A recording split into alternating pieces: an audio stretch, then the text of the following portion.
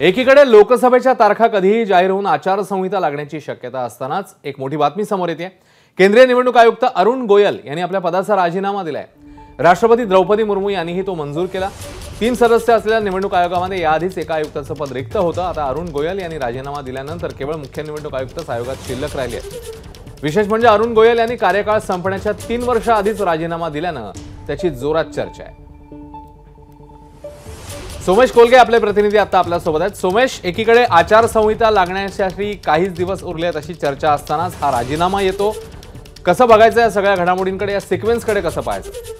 अश्विन, ही अतिशय मोठी बातमी आहे आणि खूप महत्वाची बातमी आहे। लोकसभेच्या निवडणुका जाहीर होण्याच्या अगदी 8 दिवस पूर्वीच जर निवडणूक आयुक्तांचा राजीनामा दिला जात असेल आणि त्यातही आता सध्या एकूण देशामध्ये 3 निवडणूक आयुक्त म्हणजे एक मुख्य निवडणूक आयुक्त आणि त्यांच्यासह 2 निवडणूक आयुक्त असावेत अशी तरतूद आहे। त्यापैकी सध्या फक्त एक निवडणूक आयुक्त आणि एक मुख्य निवडणूक आयुक्त राजीव कुमार असे दोघेच जण होते। आता त्यातही अरुण गोयल यांनी राजीनामा दिल्यामुळे फक्त मुख्य निवडणूक आयुक्त राजीव कुमार हे एकटेच राहणार आहेत आणि त्यांच्या नेतृत्वाखाली संपूर्ण निवडणुकांचे कार्यक्रम आता राबवले जातील। अरुण गोयल हे तेच निवडणूक आयुक्त आहेत ज्यांची नेमणूक ही वादग्रस्त ठरली होती।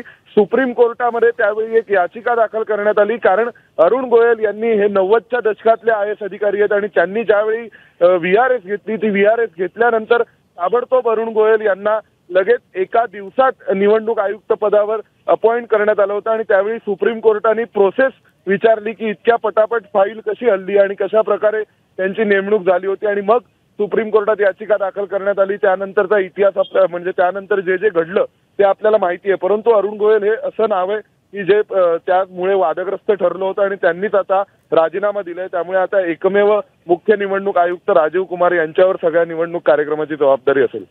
अश्विन, सोमेश, धन्यवाद या माहितीबद्दल।